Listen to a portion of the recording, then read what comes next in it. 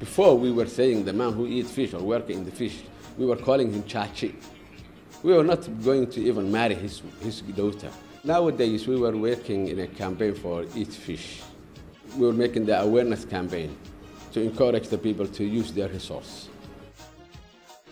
We try our best for the last decades, really, to convince the people that we are safe.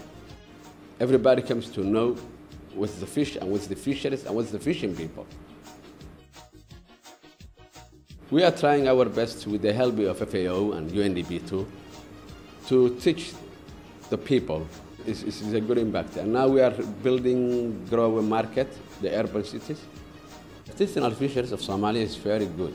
Really, it's very, very good, I can say. About last year, only our artisanal fisheries in Bosaso, they sent to Yemen about 6,000 tons. So Ethiopia is a landlocked area of 80 million. I've been there, I spent about 3 weeks to find a market. Really, I found the market.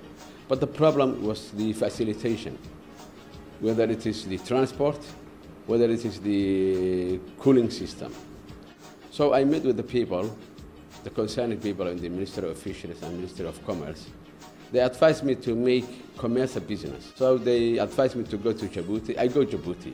I talked with the Minister of Fisheries, Minister of Commerce too.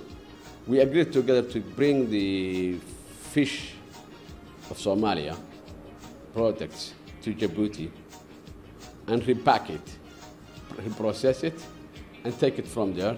Djibouti is not using the fish itself.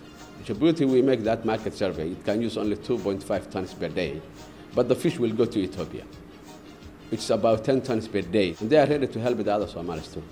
The fishing industry, they need a lot of things. They need better boats than this. The 8.5 GRB boat, we were driving it, and I was using myself, using 5 days in the sea. If we get that kind of boat, we can take it to Oman. Shurako is a good initiative, and we are welcoming it.